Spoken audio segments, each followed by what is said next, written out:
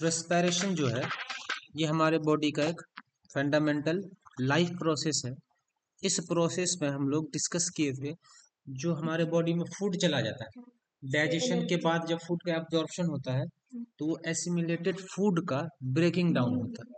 Assimilated food का breaking down होगा, ये फूड है, ये फूड का ब्रेकिंग डाउन होगा हमारे बॉडी के सेल में। हमारे बॉडी के सेल में ये कहाँ होगा? ये कहानी होता है सेल में।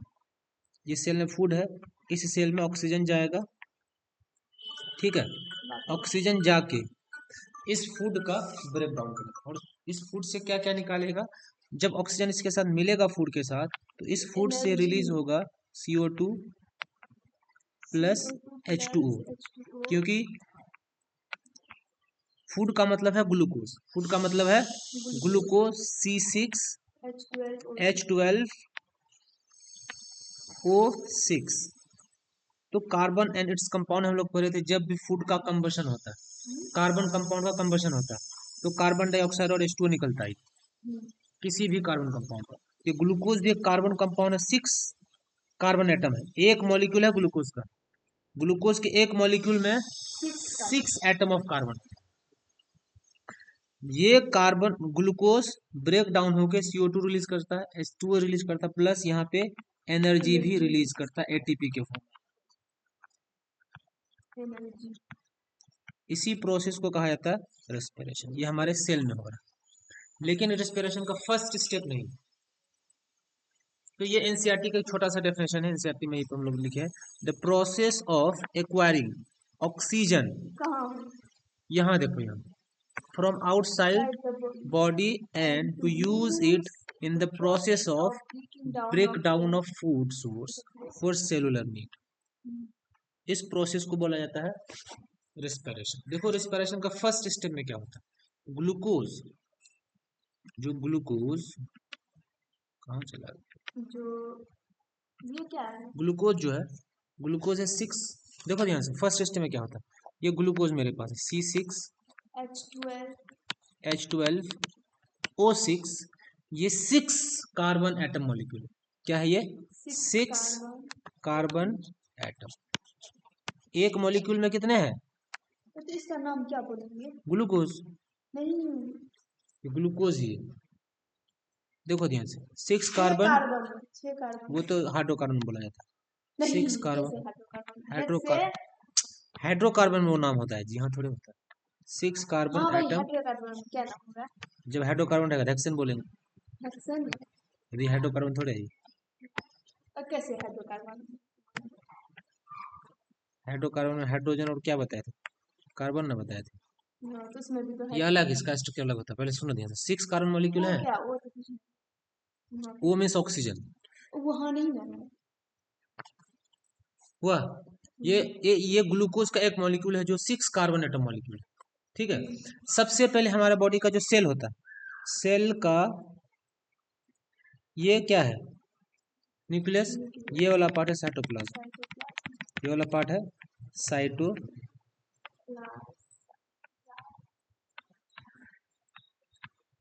और यही साइटोप्लाज्म में यहाँ पे माइटोकॉन्ड्रिया होता है। क्या होता है? तो रेस्पिरेशन का मेन जो काम है वो माइटोकॉन्ड्रिया में होता है। लेकिन पहला स्टेप, ये 6 कार्बन मॉलिक्यूल, 6 कार्बन मॉलिक्यूल कहाँ पे? साइटोप्लाज्म में ब्रेक डाउन होता है। कहाँ पे? साइटोप्लाज्म। पूरे होता है वहाँ? नहीं, पहले ये साइटोप्लाज्म में पैरोवेट में टूटता है। किसमें टूटता है? पैरोवेट। एक कार्बन मॉलिक्यूल लोगे तो 2 पैरोवेट बनेगा। कितना बनेगा? 2। स्पेलिंग क्या होता है? पता नहीं स्पेलिंग क्या होता है, देख लेना। पैरोवेट, 2 पैरोवेट टूटा। पैरोवेट का एक कार्बन मॉलिक्यूल ले तो 2 पैरोवेट का मॉलिक्यूल बना, मतलब एक पैरोवेट में 3 कार्बन होता है। कितना कार्बन होता है? 3 कार्बन रहता है। कैसे? क्यों? क्योंकि देखो, एक ग्लूकोज के मॉलिक्यूल में कितने कार्बन एटम है? 6 कार्बन एटम है। तो कह रहा है कि एक कार्बन का मॉलिक्यूल अगर टूटता है, सर एक ग्लूकोज अगर टूटता है तो 2 पैरोवेट का मॉलिक्यूल बनाता है। इसका मतलब एक पैरोवेट में 3 कार्बन होगा, तो 6 है तो 2 में बढ़ गया। प्लस यहाँ पे थोड़ा सा एनर्जी रिलीज होता है। कौन सा एनर्जी? 2 ATP, बहुत कम एनर्जी रिलीज होता है ATP। कितना एनर्जी रिलीज होता है? पहला स्टेप यही होता है। ग्लूकोज का पहला ब्रेक डाउन हमारे बॉडी के साइटोप्लाज्म में होता है। एक मॉलिक्यूल ऑफ ग्लूकोज टूटता है, 2 मॉलिक्यूल ऑफ पैरोविक एसिड या पैरोवेट बनता है। इस प्रोसेस को ग्लाइकोलाइसिस बोला जाता है।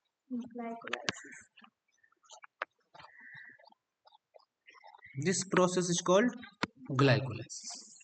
यहाँ भी तो इथेनॉल है। ठीक है। अब ये पैरोवेट 3 तरीके से टूट सकता है।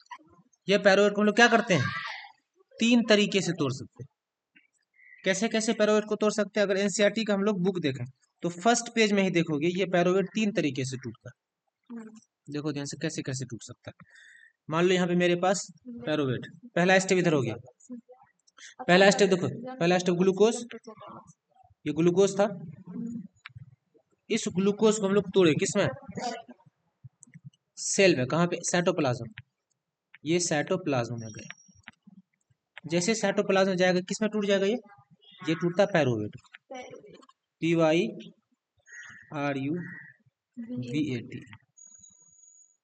ये पैरोवेट में टूटा। अब ये पैरोवेट 3 तरीके से टूटेगा, 3 अलग अलग प्रोडक्ट। अगर ये पैरोवेट हमारे बॉडी के कहाँ टूट रहा है,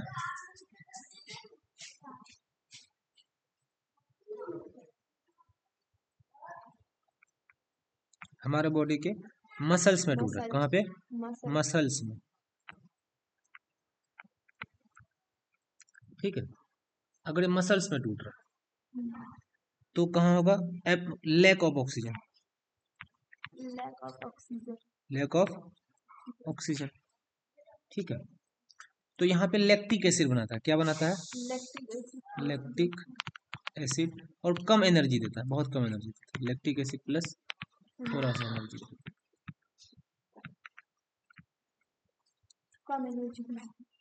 अगर क्योंकि पूरा ब्रेकडाउन नहीं होता कि अगर यही पैरोवेट हमारे किसमें टूटता है, ईस्ट में टूटता है या बैक्टीरिया में टूटता है, ईस्ट में अगर टूटेगा, कहाँ टूटेगा, absence of oxygen, absence of oxygen. कहाँ पे, ईस्ट में। तो क्या बनाता है, अल्कोहल बनाता है। क्या बनाता है, अल्कोहल, CO2 और थोड़ा सा एनर्जी देता है। समझे।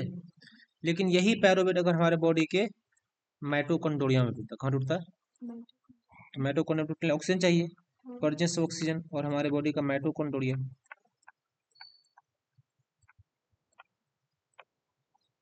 हमारे बॉडी के माइटोकॉन्ड्रिया में।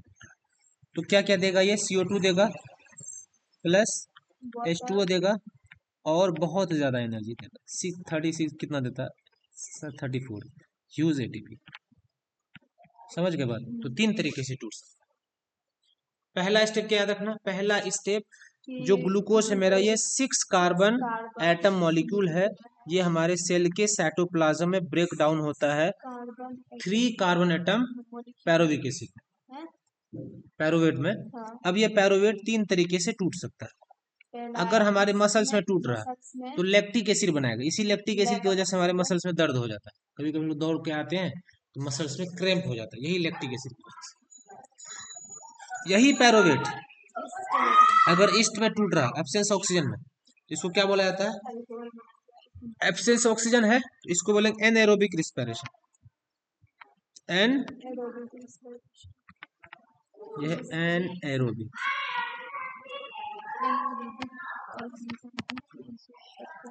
और ये वाला जो ऑक्सीजन के प्रेजेंस से टूट रहा है, ऑक्सीजन के प्रेजेंस हो रहा है, इसको बोलेंगे एरोबिक रेस्पिरेशन। तो इसी का यहाँ पे समरी लिख के दे, देखो ध्यान से। ग्लूकोज, ये ग्लूकोज 6 कार्बन मॉलिक्यूल है, हमारे बॉडी के साइटोप्लाज्म में टूटेगा, पैरोवेट बनाएगा। ये पैरोवेट, पैरोवेट बनाएगा और थोड़ा सा एनर्जी रिलीज करेगा। पैरोवेट 3 कार्बन का मॉलिक्यूल होता है। अब ये पैरोवेट 3 तरीके से टूट सकता है। एब्सेंस ऑफ ऑक्सीजन में टूटा, ईस्ट में इथेनॉल दिया जिसको अल्कोहल बोला जाता है, plus carbon dioxide plus energy. ठीक है। इथेनॉल में क्या होता है, ईथ मतलब 2 कार्बन, इथेनॉल मीन्स C2H5OH, ये इथेनॉल होता है। ये लिखा है 2 कार्बन मॉलिक्यूल। इथेनॉल कितने कार्बन मॉलिक्यूल है, 2 कार्बन मॉलिक्यूल। कुछ एनर्जी देता, थोड़ा सा एनर्जी देता है 2 एटीपी के आसपास। अगर यही पैरोवेट, पहला स्टेप तो ग्लाइकोलाइसिस हो गया, पहला स्टेप को क्या बोलते हैं? ग्लाइकोलाइसिस। बोलेगा ग्लाइकोलाइसिस क्या है? Breaking down of glucose into pyruvate in our cytoplasm. ठीक है, ये लैक ऑफ ऑक्सीजन, अगर हमारे मसल्स में जो टूटता है, lack of oxygen muscle cells, तो लैक्टिक एसिड बनाता है। लैक्टिक एसिड अगेन जो 3 कार्बन मॉलिक्यूल है और कुछ एनर्जी रिलीज करता है। ठीक है, यही पैरोवेट अगर हमारे बॉडी के माइटोकॉन्ड्रिया में टूटेगा, तो माइटोकॉन्ड्रिया में ब्रेक डाउन होने के लिए ऑक्सीजन चाहिए, प्रेजेंस ऑफ ऑक्सीजन। तो यहाँ पर कार्बन डाइऑक्साइड रिलीज करेगा, वाटर मॉलिक्यूल रिलीज होगा और बहुत सारा एनर्जी रिलीज होगा। जब ये माइटोकॉन्ड्रिया में हो रहा है, कहाँ पे हो रहा है? प्रेजेंस ऑक्सीजन में हो रहा है, ये बोलेंगे एरोबिक। ऊपर वाले पार्ट को एनारोबिक। ये पूरा था एक रिस्पिरेशन का जो हमारे सेल में होता है। यहाँ से एरोबिक का भी डेफिनेशन पता चला, एनारोबिक का पता चला। ब्रेकिंग, अगर कोई भी रिस्पिरेशन ऑक्सीजन के प्रेजेंस में हो रहा है, एरोबिक हो जाएगा वो। अगर ऑक्सीजन के एब्सेंस में हो रहा है, इनएरोबिक होगा। डिफरेंस क्या क्या हो सकता है? तो डिफरेंस ये हो सकता है कि इसमें अल्कोहल निकलता है, इसमें वाटर निकलता है, इसमें कम एनर्जी निकलता है, इसमें ज्यादा एनर्जी निकलता है। यहाँ पे अब देख लो रिस्पिरेशन का, देखो रिस्पिरेशन, रिस्पिरेशन, हाँ ये वाला slide. Respiration is the process in which living organism like human and animal convert oxygen and glucose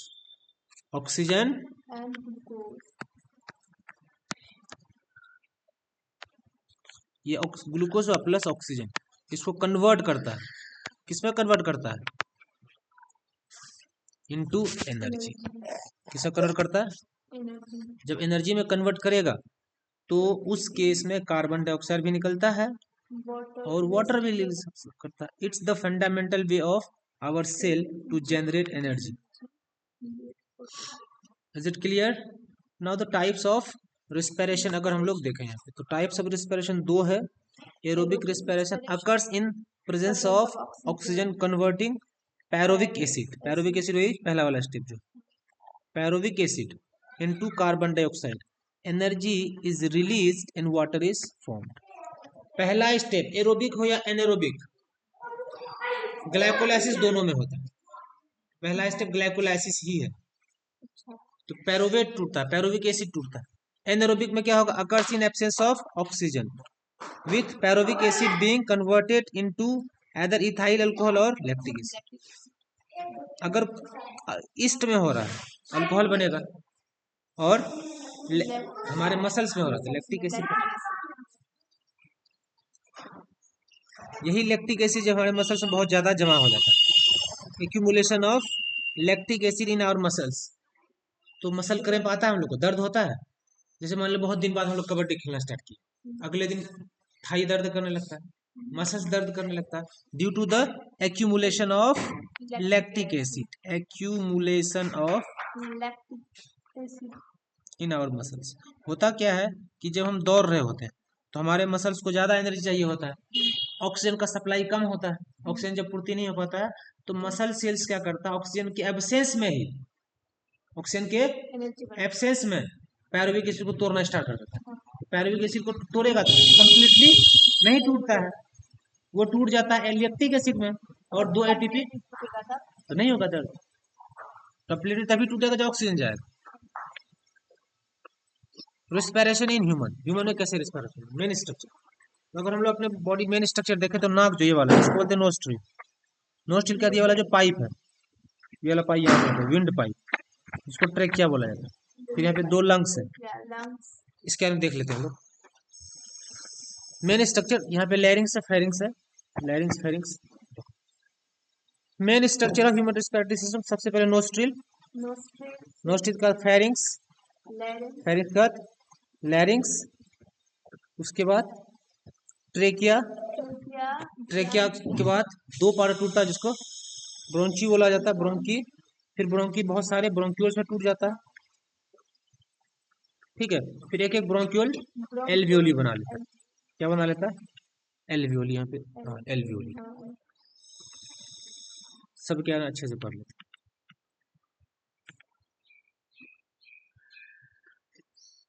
nostril, there are 2 nostrils, नाक का जो छेद यहाँ पे, इसको नोस्ट्रिल्स कहा जाता है, ठीक है। That coverage to the form a canal passage, canal passage बनाता है, ठीक है। अब देखो हमारे नाक का जो अंदर में, नोस्ट्रिल के अंदर में क्या होता है, म्यूकस होता है, चिपचिपा होता है। चिपचिपा इसलिए होता है, अगर हम सांस लें, सांस लेने पर अगर कोई भी डस्ट पार्टिकल जा रहा है तो उस वाले चिपचिपे पदार्थ में वो म्यूकस में चिपक जाए, ठीक है। और नोस्ट्रिल हवा को गर्म भी करता है। The inner lining of the nostril is lined with hairs, hair भी होता है हर इंसान के नाक में छोटे छोटे, and remain moisten due to mucus secretion. These feature help filter dust particles, बहुत सारे डस्ट पार्टिकल को नाक में जो हेयर है वो रोक देता है, जो फाइन पार्टिकल्स हेयर को पार करके अंदर चला जाता है वो म्यूकस में जाके चिपक जाता है। Inhale air and also warm up the air as it enters to the nasal passage. तो यहाँ पे 2 काम होता है सब हमारे नेजल कैविटी में, हेयर है, नेजल कैविटी में हेयर है, जो हेयर है ये हेयर डस्ट पार्टिकल्स को रोक लेता है।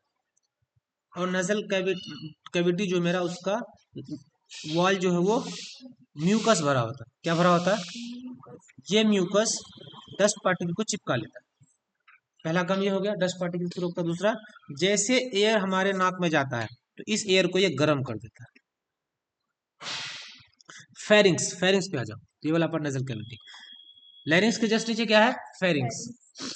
The pharynx is a tube like structure that continues after the nasal cavity, nasal के बाद जो पाइप बनता है वो फेरिंग्स, ठीक है। लैरिंग्स देखो, ये वॉइस बॉक्स का दूसरा नाम larynx. The larynx is located after the pharynx and it is also known as the voice box. It plays a crucial role in sound production and voice modulation, आवाज को अलग अलग बदलने में, कैसा आवाज निकलने, इसका फेरिंग्स का काम है ये। ट्रेकिया देखो, जो हमारा ये विंड पाइप, इस वाले पार्ट को ट्रेकिया बोला जाता है, इस वाले पार्ट को ट्रेकिया बोला जाता है, जो कार्टिलेज से बना होता है, इस तरीके से सर्कुलर रिंग से बना होता है। कार्टिलेज से बने होने का रीजन ये है, अगर ये मसल से बना होता तो कभी कोलेप्स कर जाता, लेकिन ये कार्टिलेज से बना है तो कोलेप्स कभी नहीं करेगा। अगर कोलेप्स कर जाएगा तो इंसान मर जाता, इसीलिए इसको किससे बनाया गया है, कार्टिलेज से बनाया गया। तो ट्रेकिया का दूसरा नाम विंड पाइप भी। The trachea commonly refers to as the windpipe is composed of rings of cartilage. किससे बना है ये, कार्टिलेज के रिंग से बना है। These cartilaginous ring provide structural support, prevent the collapse of trachea in the absence of air. जैसे हमारा फूड पाइप कोलेप्स रहता है जब खाना खाते तभी ओपन होता है ना, लेकिन ट्रेकिया के साथ ऐसा नहीं है। ब्रोंकी को देखो, a pair of bronchi originates from the trachea, जैसे ट्रेकिया डिवाइड हुआ, एक इधर लेफ्ट में और एक राइट, इस लेफ्ट और राइट वाले पार्ट को ब्रोंकी बोला है। एक ब्रोंकी लेफ्ट लंग्स में जाता है और एक ब्रोंकी राइट लंग्स में जाता है। फिर ये ब्रोंकी छोटे छोटे पार्ट में डिवाइड हो जा रहा है, इसको ब्रोंक्यूल्स बोला जाता है। और हर एक ब्रोंक्यूल्स के एंड में ऐसे सेक लाइक स्ट्रक्चर होता है जिसको एल्वियोली बोला जाता है। A pair of bronchi originates from the trachea with one bronchulus leading to each lungs. They serve as the primary airway that carry air to and from the lungs. Lungs में कौन घुसता है, bronchi घुसता है। Bronchioles, bronchi divided into smaller branches. Bronchi देखो बहुत सारे smaller branches में डिवाइड हो गया है, इसी ब्रांचेस को सब branches inside the lungs forming bronchioles. These smaller air passage helps distributing air into lungs, ये पूरे लंग्स में एयर को डिस्ट्रीब्यूट कर देता है। अब ये देखो ब्रोंकी, ये किसका, जितना ज्यादा ब्रोंकी रहेगा उतना ज्यादा एयर डिस्ट्रीब्यूट होगा। हर एक ब्रोंकी के फिर लास्ट में एक सेक बनेगा जिसको ये एल्वियोली बोल देंगे, उसको एल्वियोली में एयर जमा रहता है। ब्रोंक्यूल्स के बाद alveoli are the tiny air sac located at the end of bronchi. Bronchi के एंड में देखो ये है, इस वाले पार्ट को क्या बोला जाएगा, एल्वियोली। यही एल्वियोली में है एयर का एक्सचेंज होता है, यहीं से ब्लड वेसल्स ऐसे, इसके बगल से ब्लड वेसल्स रहता है, इसके पास ऑक्सीजन ज्यादा है, ऑक्सीजन इसके अंदर चला जाएगा। और एयर में जो ये हमारे ब्लड वेसल्स में जो एयर है उसका कार्बन डाइऑक्साइड ज्यादा है, कार्बन डाइऑक्साइड इसके अंदर चला जाएगा। अच्छा, हाँ, वो ऑक्सीजन हाई कंसंट्रेशन से लो कंसंट्रेशन यहीं पे एक्सचेंज होता है ब्रोंकी में, सॉरी एल्वियोली में। Each alveoli is composed of an extremely thin membrane and is surrounded by blood capillaries। किससे घिरा है, ब्लड कैपिलरी सराउंडेड है। Gases exchange occurs in alveoli. Gases का एक्सचेंज कहाँ पे होता है? एल्वियोली में होता है। Where oxygen from inhaled air enters the blood stream, oxygen enter कर रहा है and carbon dioxide exits blood stream, और कार्बन डाइऑक्साइड घुस रहा है। This exchange of gases is facilitated by the pressure differential. समझ गए? ये था हमारे बॉडी पूरा रिस्पिरेटरी सिस्टम। क्या क्या था रिस्पिरेटरी सिस्टम में, एक बार फिर से इसको रिव्यू कर लो। हमारे रिस्पिरेटरी सिस्टम में नोस्ट्रिल था। नोस्ट्रिल का काम है ये पैसेज बनाता है। नोस्ट्रिल के अंदर छोटे छोटे हेयर होता है जो डस्ट पार्टिकल को रोक देता है, फिल्टर करता है। लाइनिंग में म्यूकस होता है, म्यूकस डस्ट पार्टिकल को अपने ऊपर चिपका लेता है। फेरिंग्स है, इसका उतना कोई खास काम नहीं, एक पाइप बनाता है। लैरिंग्स है, ये वॉइस बॉक्स है। इसके बाद स्टार्ट होता है हमारा ट्रेकिया। फेरिंग्स का कोई काम नहीं। ट्रेकिया, विंड पाइप को ट्रेकिया बोला जाता है, जो विंड को नोच से हमारे ब्रोंकी तक ले जाता है। यही ट्रेकिया जब डिवाइड होता है इसको ब्रोंकी बोल देते हैं। ब्रोंकी से ब्रोंक्यूल, और ब्रोंक्यूल के एंड्स में एल्वियोली है। एल्वियोली में गैसेस का एक्सचेंज। ये प्रोसेस क्लियर है? ह्यूमन रिस्पिरेशन का ब्रीदिंग। रिस्पिरेशन के पहला पार्ट ब्रीदिंग होता है। ब्रीदिंग में क्या होता है? इनहेलेशन और एक्सेलेशन। एयर को इनहेल करना, एयर को एक्सेल करना। वन इनहेल और वन एक्सेलेशन मिला के ब्रीदिंग होता है। ठीक है, देखो ब्रीदिंग है, सबसे पहले सांस लिए, एयर कहाँ गया? नोस्ट्रिल और माउथ से फेरिंग्स में जाएगा, लैरिंग से ट्रेकिया, ट्रेकिया से ब्रोंकी, ब्रोंकी से ब्रोंक्यूल, एल्वियोली, एल्वियोली से ब्लड कैपिलरी, और ये ब्लड कैपिलरी कहाँ लेके चला जाएगा? सेल। इस तरीके से रास्ता है। ह्यूमन रिस्पिरेटरी सिस्टम लोग पढ़ रहे थे। ब्रीदिंग मैकेनिज्म समझो क्या? ब्रीदिंग मैकेनिज्म में दो चीज होता है। हमारे लंग्स के चारों ओर रिप्स होता है, ठीक है, और यहाँ पे मान लो रिप्स वाला पोर्शन है बॉडी का, ये रिप्स वाला पोर्शन, यहाँ पे एक मस्कुलर डायफ्राम होता है, ठीक है। ये डायफ्राम नीचे जाएगा, रिप्स बाहर की तरफ मूव करेगा, रिप्स किधर मूव करेगा? तो अंदर में जगह बढ़ जाएगा। अंदर में जगह बढ़ा तो जैसे जगह बढ़ेगा, अंदर वॉल्यूम बढ़ गया लंग्स का, तो बाहर साइड से एयर, बाहर साइड से एयर क्या करता है? इंटर करेगा कहाँ पे? इस लंग्स। देखो इनहेलेशन में क्या हुआ? दो स्टेप होता है ब्रीदिंग। इनहेलेशन क्या होता है? इनहेलेशन, ड्यूरिंग इनहेलेशन हमारा जो रिप्स है वो बाहर की तरफ जाएगा। किधर जाएगा? ऊपर और बाहर की तरफ, ऊपर और बाहर की तरफ जाएगा, और डायफ्राम नीचे जाता है, डायफ्राम नीचे की तरफ जाएगा, ठीक है। और हमारे चेस्ट कैविटी के अंदर स्पेस बढ़ जाता है, तो अंदर से एयर यहाँ पे घुसना स्टार्ट कर देता है।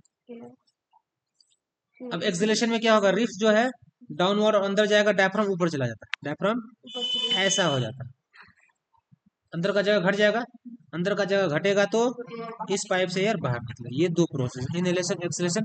मैकेनिज्म ऑफ ब्रीदिंग को याद रखना। देखो the breathing mechanism of lungs is controlled by the diaphragm and the intercostal muscles, ठीक है। The diaphragm is a membrane which separates the क्या लिखा? Thoracic chamber from the abdominal cavity. Abdominal cavity, हाँ इस वाले यहाँ से ऊपर वाला पार्ट लंग्स वाला हो गया, यहाँ से मेरे पास फिर abdomen. When the diaphragm moves down, diaphragm कहाँ चला गया? नीचे चला गया। The lungs expand and air is inhale. ये भी याद रखना, रिप्स किधर मूव करता है? बाहर और आउटवर्ड, अप और आउटवर्ड मूव करता है, ऊपर और बाहर, अप अपवर्ड और ऊपर। सांस ले लो, ऊपर जा रहा है। When the diaphragm moves up, the lungs contract and air are exhaled. जब डायफ्राम ऊपर चला जाएगा तो लंग्स कॉन्ट्रैक्ट होगा, एयर बाहर निकल जाएगा। ये मैकेनिज्म ऑफ ब्रीदिंग। ब्रीदिंग का ट्रांसपोर्टेशन है, लेकिन इस हमको फिर एनसीईआरटी लाइन अच्छे से पढ़ लेते हैं। इसका एनसीईआरटी में क्या किया, पूरा प्रोसेस समझ गया। पूरा प्रोसेस का अगर हम लोग समरी करें तो रिस्पिरेशन का सबसे पहले डेफिनेशन था। ये रिस्पिरेशन में क्या देखे, ये एरोबिक भी होता है और ये एनएरोबिक। इस प्रोसेस में होता क्या, हमारे पास 6 कार्बन एटम का एक मॉलिक्यूल होता है। ये मॉलिक्यूल हमारे बॉडी के साइटोप्लाज्म में टूटता है, ये पैरोवेट बना देता है, पैरोविक एसिड या पैरोवेट बना देता है। ये पैरोवेट 3 तरीके से टूट सकता है। पैरोवेट क्या बनाएगा? मसल में टूटेगा। पैरोवेट अगर हमारे साइटोप्लाज्म में, कहाँ पे, सॉरी माइटोकॉन्ड्रिया में ऑक्सीजन चाहिए होगा, यहाँ पे ऑक्सीजन कहाँ पे टूट रहा है, तो माइटोकॉन्ड्रिया, माइटोकॉन्ड्रिया में टूटेगा। ये carbon dioxide plus H2O plus energy बनाता है। ऑक्सीजन के प्रेजेंस से इसको एरोबिक बोलते हैं। यही पैरोवेट, अगर मसल्स में, पैरोवेट अगर कहाँ टूटेगा, मसल्स में, lack of oxygen, lack of oxygen टूटेगा तो लैक्टिक एसिड बना देगा और थोड़ा सा एनर्जी रिलीज करेगा। Lactic acid plus energy release करेगा। यही अगर ईस्ट में टूट रहा है, पैरोवेट एब्सेंस ऑफ ऑक्सीजन, यहाँ पे नो ऑक्सीजन, नो O2, तो ये बना देगा alcohol, ethanol, C2H5 alcohol plus carbon dioxide plus energy. इसमें क्या नहीं निकलता, तो वाटर नहीं निकलता। ये हम लोग कॉन्सेप्ट पर वाटर मेन प्रोसेस एरोबिक। ये पूरा समरी था रेस्पिरेशन का। अब एनसीईआरटी लाइन में देखो, एनसीईआरटी लाइन में क्या कह रहा है, कहाँ से स्टार्ट किया रेस्पिरेशन। रेस्पिरेशन देखो, take some freshly prepared lime water. Lime water जानते हो, लाइम वाटर का फॉर्मूला होता है CaOH2।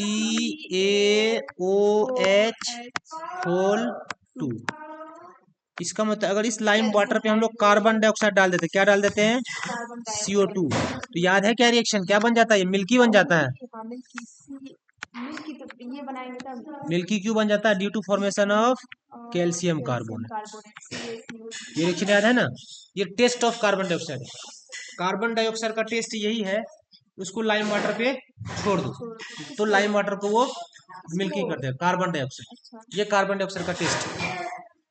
वही लिखा, take freshly prepared lime water in a test tube, blow air through the lime water, note how long it take for the lime water to turn milky.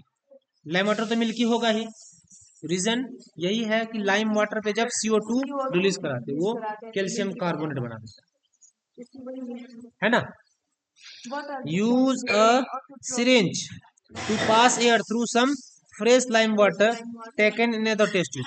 कह रहा है कि 2 test tube लिए हैं, एक टेस्ट ट्यूब में हम लोग सिरिंज से एयर भर रहे हैं और एक टेस्ट ट्यूब में अपने मुंह से भर रहे हैं। तो रिजल्ट तो पता है क्या होगा, जो मुंह से भर रहे इस वाले में मिल्की हो जाएगा और इस वाले मिल्की क्यों नहीं होगा, क्योंकि इस वाले टेस्ट ट्यूब में, जो टेस्ट ट्यूब B है, यहाँ पे कार्बन डाइऑक्साइड जा रहा है, यहाँ पे सिर्फ एयर जा रहा है, ऑक्सीजन है। Note how long it take for this lime water to turn milky, तो कौन सा है जो जल्दी मिल्की हो जाएगा, ये वाला जल्दी मिल्की होगा, क्योंकि हमारे माउथ में कार्बन डाइऑक्साइड का परसेंटेज ज्यादा है, क्योंकि वो एयर हमारे बॉडी से जा रहा है। ये एयर हम लोग एटमॉस्फेयर से ले रहे थे, यहाँ पे CO2 का अमाउंट बहुत कम है, इसमें ज्यादा समय लगेगा, इस वाले केस में इसमें कम टाइम लगेगा। What does this tells us about the amount of carbon dioxide in air that we breathe out? इसका मतलब जो एयर हम लोग ब्रीथ आउट करते हैं, सांस छोड़ते हैं, उसमें CO2 का अमाउंट ज्यादा है और एटमॉस्फेयर में CO2 का अमाउंट कम है। तो ये प्रोसेस यही कह रहा है कि जब हम लोग ब्रीथ आउट करते हैं तो जो एयर निकलता है उस एयर में CO2 का अमाउंट ज्यादा है, किसके कंपेयर में, एटमॉस्फेरिक एयर के कंपेयर में।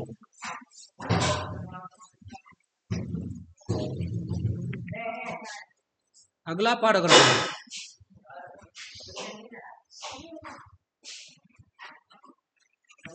अगला part, take some fruit juice और sugar solution and add some yeast. अब ईस्ट क्या कह रहा है, इसका तो फर्मेंटेशन क्या बात कर रहा है। Take this mixture in the test tube filled with 1 hold cork, fit the cork with apps bend glass tube, dip the free end of the glass tube into a test tube containing freshly prepared lime water. What change you observe? क्या देखोगे जब इस fruit juice में हम लोग क्या डाल दिए, ईस्ट डाल दिए, यहाँ बहुत सारा ईस्ट डाल दिए, फ्रूट जूस है, बेंट पाइप को कहाँ रख देना, लाइम वाटर में, तो लाइम वाटर मिल्की हो जाएगा। लाइम वाटर क्यों मिल्की होगा, क्योंकि यहाँ पे ईस्ट है, ईस्ट भी इस फ्रूट जूस को क्या कर रहा है, ब्रेक डाउन कर रहा है, ब्रेक डाउन करेगा तो यहाँ से CO2 निकालेगा, ये CO2 जाएगा लाइम वाटर में और इस लाइम वाटर को मिल्की बना देगा। What does this tells us about the product of fermentation? इसका मतलब फर्मेंटेशन में जो एक प्रोडक्ट हुआ CO2 है। फर्मेंटेशन मतलब breaking down of sugar into glucose, sorry sugar into alcohol, breaking down of sugar into alcohol is called fermentation. देखो we have discussed nutrition in organism in the last section. The food material taken in during the process of nutrition is used in the cells to provide energy for various life process. जो food हमारे body के अंदर चला गया उस food का हम use कर रहे हैं एनर्जी के लिए। अब अलग अलग organism, diverse organism do this in different way, जैसे some use oxygen to break down glucose completely to carbon dioxide and water. Human being क्या कर रहा है, ग्लूकोज को कंप्लीटली ब्रेक कर रहा है। Some use other pathway that do not involve oxygen, जैसे ईस्ट ऑक्सीजन के एब्सेंस में तोड़ रहा है। In all cases the first step is the, पहला स्टेप क्या होता है, ग्लाइकोलाइसिस। देखो all cases the first step is the break down of glucose a 6 carbon molecule into 3 carbon molecule called pyruvate. पहला स्टेप क्या होता है, पहला स्टेप यही होता है, अगर मेरे पास ग्लूकोज है C6H12O6 तो ये हमारे बॉडी के कहाँ पे, साइटोप्लाज्म में टूटेगा। कहाँ पे, साइटोप्लाज्म में, ये साइटोप्लाज्म में ब्रेक डाउन होगा और 2 पायरोवेट मॉलिक्यूल बनाता।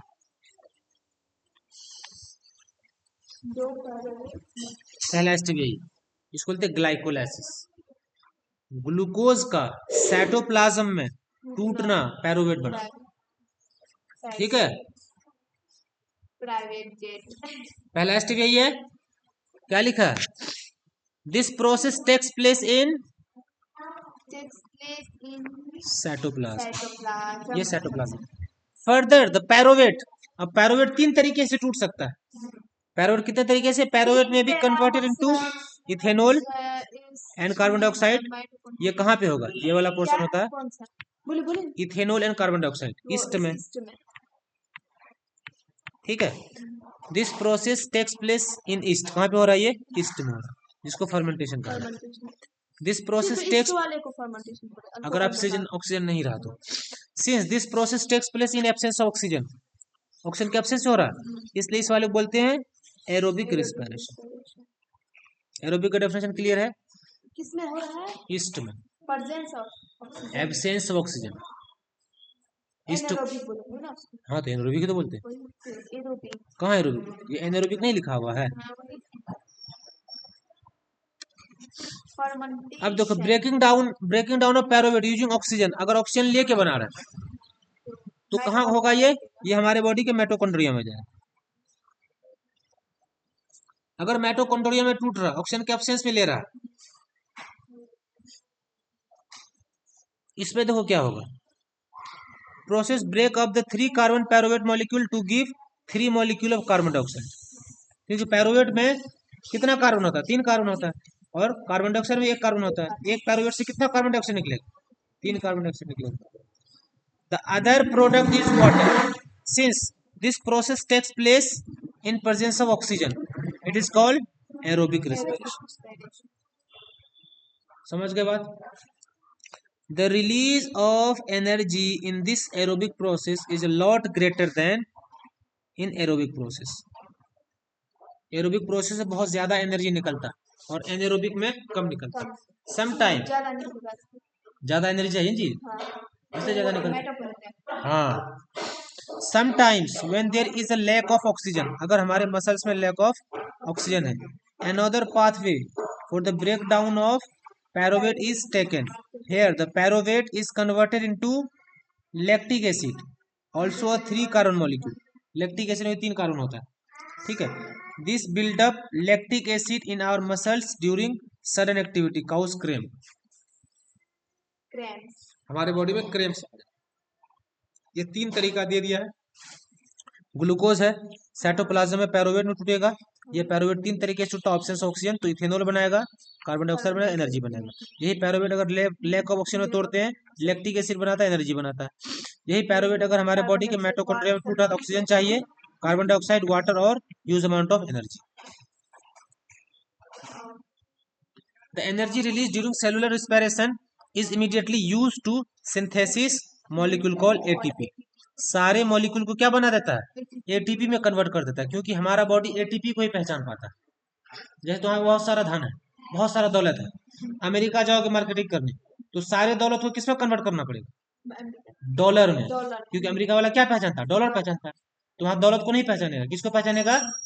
डॉलर को. तो हमारा बॉडी सारे एनर्जी को किस फॉर्म में पहचानेगा? एटीपी के फॉर्म में पहचानेगा.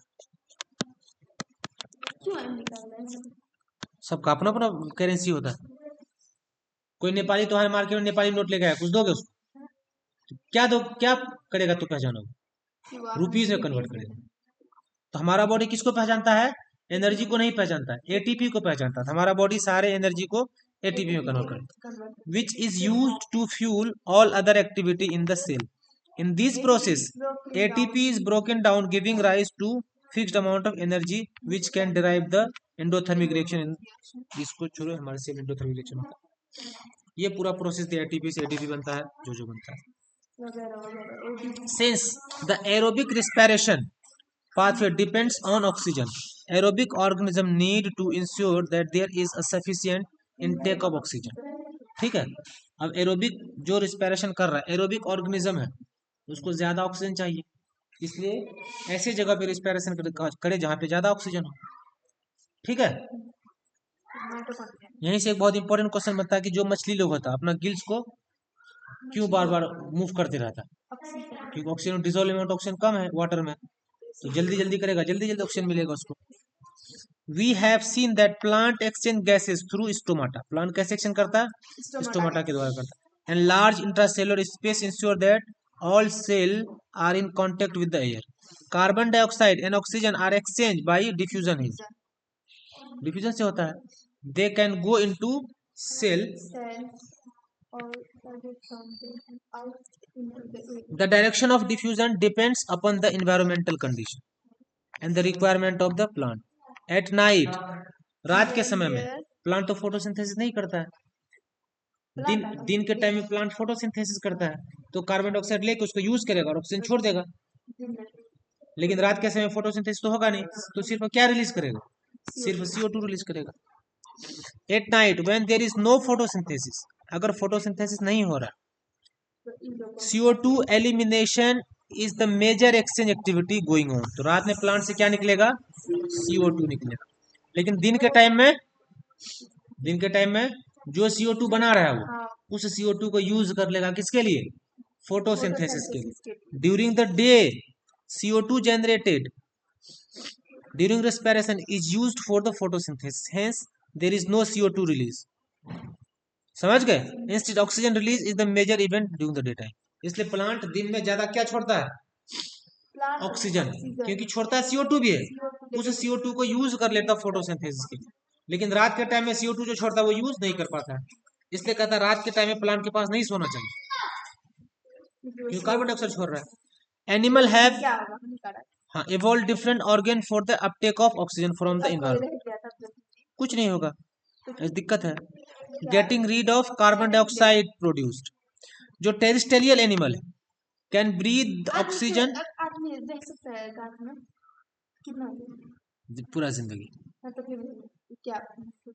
ज्यादा ऑक्सीजन में रहना चाहिए, हमारे सेल को ज्यादा एनर्जी मिलेगा, यही फर्क पड़ेगा. But animal that live in water need to use the oxygen dissolve in water. जो टेरिस्टेरियल ऑर्गेनिज्म, टेरिस्टेरियल ऑर्गेनिज्म क्या करता है? एटमॉस्फेयर से ऑक्सीजन ले लेता है. लेकिन जो पानी में ऑर्गेनिज्म रहता है, एक्वेटिक एनिमल है, एक्वेटिक एनिमल को जो ऑक्सीजन मिलेगा वो वाटर में डिसॉल्व ऑक्सीजन ही मिलेगा. देखो ध्यान से, फिश क्या कह रहा है? Observe fish in an aquarium, they open and close their mouth and gills slit, ठीक है, और behind their eye also open close. Are the timing of the opening and closing of mouth and gills speed coordinate some manner, हाँ करता है, count the number करता है, count कीजिए, compare कीजिए कि कितने बार करता है एक मिनट में, ऐसा क्यों करता है, देखो जी, since amount of dissolved oxygen is fairly low, क्या होता है, फेयरली लो होता है, कहाँ पे, वाटर में, compare to atmosphere oxygen in air, the rate of breathing in aquatic organism is much faster than seen in the terrestrial organism. मछली का देखना गिल्स हर मिनट में बहुत बार बंद करता खोलता बंद करता खोलता, क्योंकि ऑक्सीजन का अमाउंट वाटर में बहुत कम है, इसलिए ज्यादा स्पीड से करेगा तो ज्यादा ऑक्सीजन वो ले पाएगा, मछली कौन देखती है? क्योंकि उसका मैकेनिज्म अल्लाह ताला उसी तरह बनाया है, बाहर नेचर उसको उसी तरीके से बनाया गया है, एटमॉस्फेयर के ऑक्सीजन को नहीं ले सकता है वो, खाली पानी वाटर डिजोल्व ऑक्सीजन को ले सकता है. Fishes take in water through their mouth, mouth से वाटर को लिया और उस माउथ को गिल से वो क्या करता है, पास करता है, पास और उसे गिल्स में बहुत सारा, देखो मछली का जब गिल्स देखो वो लाल रहता है, मछली का गिल्स देखे हो, हाँ क्यों लाल रहता है, क्योंकि वहां पे ब्लड वेसल्स बहुत ज्यादा है, ज्यादा ब्लड वेसल्स रहेगा तो ज्यादा ऑक्सीजन को कैप्चर कर पाएगा. बड़ा से ज्यादा करता है ना। Fishes take water through their mouth, ले लिया, and force it pass the gills where dissolve oxygen is taken by the blood, gills में बहुत सारा ब्लड वेसल्स है तो सारे ऑक्सीजन को कैप्चर कर लेता है. Terrestrial organism use the oxygen in the atmosphere for respiration, this oxygen is absorb by the different organ in different animal, all these organism have a structure that increase the surface area in contact with the oxygen rich atmosphere. जैसे हम लोग alveoli है, alveoli बड़ा सेक होता है ना, तो बड़ा सेक क्यों है हर तरफ से, ताकि हर एरिया भर जाएगा, तो सेक बना रहेगा तो एरिया भर जाएगा तो ज्यादा ऑक्सीजन को ऑब्जर्व करेगा. जिस तरह से विल्लाई था, विल्लाई अगर सीधा रहता तो थोड़ा सा फुट इसमें आके चिपकता, लेकिन ये विल्ला ऐसे ऐसे ज्यादा तो ज्यादा फुट चिपकेगा तो एरिया बढ़ा दिया. Since the exchange of oxygen and carbon dioxide has to take place across this surface is very fine and delicate. In other order to protect this surface, it is usually placed within the body. समझ गए? So there have to be passes will take place air through the area. In addition, there is a mechanism for moving air in and out this area. एक mechanism है जिसको breathing का mechanism कहते हैं. Where the oxygen is absorbed. देखो ध्यान से क्या होता है. पहले फिगर देख लो फिगर, सारे पार्ट क्या रहा, कौन सा ट्रिकिया कौन सा क्या फेरिंग्स लाइनिंग्स उसके बारे में देखो ध्यान से. In human being air is taken into body through the nostril, the air passing through nostril is filter by the fine hairs, जहाँ पे उस पैसेज प्रेजेंट है. The passage is also lined with mucus which help in the this process, filter कर देता है air को. From here the air passes through the throat and into the lungs. Rings of cartilage are present in the throat. This ensures the air passage do not collapse. क्या करता है ये, collapse नहीं होने देता. ये कोलेप्स नहीं करता. Within the lungs, the passage divide into smaller parts. Lungs में अलग अलग पार्ट डिवाइड हो जाता है, which finally terminate in balloon-like structure, जिसको हम लोग कहते हैं alveoli. The alveoli provides a surface where exchange of gases takes place. Gases का exchange कहाँ पे होता है, alveoli में. The wall of alveoli contain an extensive network of blood vessels. ये जो alveoli है इसके चारों तरफ ब्लड वेसल्स का वॉल फैला हुआ रहता है. क्यों फैला रहता है, ताकि गैस का एक्सचेंज अच्छे से हो. As we have seen in earlier year, when we breathe in, we lift our ribs and flatten our diaphragm. And the chest cavity become larger. As a result, because of this, air is sucked into the lungs and fill. ये process है. The blood brings carbon dioxide from the rest of the body and release it into the alveoli. And the oxygen in the alveolar air is taken by the blood, the alveolar blood vessel, to be transported to all cells in the body. During the breathing cycle, when air is taken in and let out, the lungs always contain essential volume of air. तो जैसे हम लोग सांस लेते हैं, सांस छोड़ते हैं तो सारा एयर बाहर नहीं होता है, हमारे लंग्स के एल्वियोली में सफिशिएंट एयर प्रेजेंट रहता है. क्यों, ताकि ब्लड वेसल्स को टाइम मिल जाए एक्सचेंज करने के लिए, हर बार। हमेशा। हाँ, तुम सांस लो या ना लो, हमारे लंग्स में एयर है अभी, अगर मर जाए तो कोई काम नहीं, कुछ तो चलेगा नहीं। क्यों नहीं चलता है, मरता कैसे है? When the body size of the animal is large, the diffusion pressure alone cannot take care of oxygen delivery to all parts of body. अगर बॉडी साइज बहुत बड़ा है तो सिर्फ डिफ्यूजन से हम लोग नहीं कर सकते हैं। जैसे एक मान लो अमीबा है, अमीबा डिफ्यूजन से गैस बाहर निकाल लेगा और डिफ्यूजन से गैस ले लेगा, लेकिन हमारा बॉडी कॉम्प्लेक्स है, हम डिफ्यूजन से मीट नहीं करा सकते सब कुछ। Instead, respiratory pigment take up oxygen from air in lungs and carry it to tissue which are deficient in oxygen before releasing it. In human being, the respiratory pigment किसको कहा जाता है? हेमोग्लोबिन। किसको कहा जाता है? ये हेमोग्लोबिन ऑक्सीजन को लेगा, HAE, हेमो किसको पकड़ा? ऑक्सीजन को पकड़ा, अब ये ऑक्सी हेमोग्लोबिन हो जाएगा। क्या हो जाएगा? Oxyhaemoglobin. अब ये ऑक्सी हेमोग्लोबिन पूरे सेल तक जाएगा। Which has very high affinity for the oxygen, oxygen को बहुत जल्दी पकड़ता है haemoglobin. This pigment is present in the red blood corpuscles. Carbon dioxide is more soluble in water than oxygen and hence is mostly transported in the dissolved form of our blood. Carbon dioxide को कौन transport करता है? जो liquid वाला form है, क्योंकि carbon dioxide water में dissolve हो जाता है, तो ब्लड प्लाज्मा में डिजोल्व हो जाता है वो कार्बन डाइऑक्साइड। लेकिन ऑक्सीजन को कौन कौन कैरी करता है? ऑक्सीजन को हेमोग्लोबिन कैरी करता है। चलो ये पूरा था रेस्पिरेशन। यहाँ पे कुछ क्वेश्चन है रेस्पिरेशन का। What advantage of an aquatic organism does a terrestrial organism have with regard to the obtain oxygen. तो जो एक्वेटिक ऑर्गेनिज्म है पानी में कम ऑक्सीजन होता है और टेरेस्ट्रियल ऑर्गेनिज्म में एटमॉस्फेयर में ज्यादा ऑक्सीजन होता है, तो एक्वेटिक ऑर्गेनिज्म को फास्ट रेस्पिरेशन करना पड़ता है, ब्रीदिंग करना पड़ता है। और एक्वेटिक एनिमल के कंपैरिजन में टेरेस्ट्रियल ऑर्गेनिज्म को स्लो धीरे धीरे करना पड़ता है। What are the different way?